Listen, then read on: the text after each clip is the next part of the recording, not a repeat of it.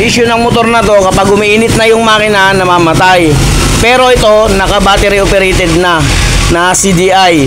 So, wala na siyang source coil. Karamihan na kapag namamatay yung makina, na uminit na yung makina ay namamatay, karamihan problema niyan, source coil. Pero dahil wala na itong source coil, dahil naka-battery operated na, tatanggal ba to? Oh. Karamihan na encounter namin na ganyan ay pulser.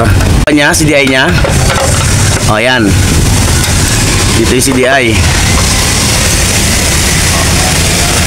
4-pin CDI, pang wave 125 ang ginamit. Ayan, so i-check natin. Yan o. Nakatusok ang source coil. Baka dito sila nag-connect. Ito. Okay, sa stoplight sila nag-connect ng positive. Yun, papunta dun. Itong pula na ito. Sige, check natin.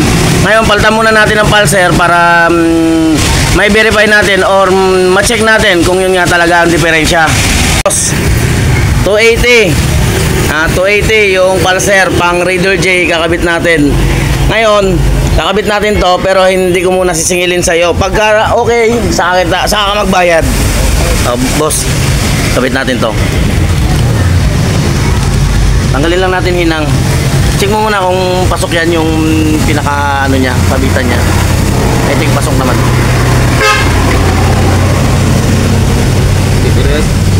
Pasok. Mataas. Pasok yan. Ha? Mataas.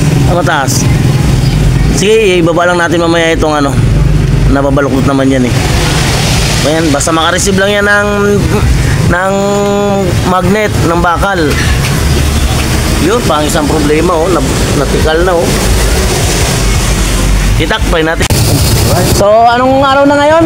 Ilang araw mo na ito na road test?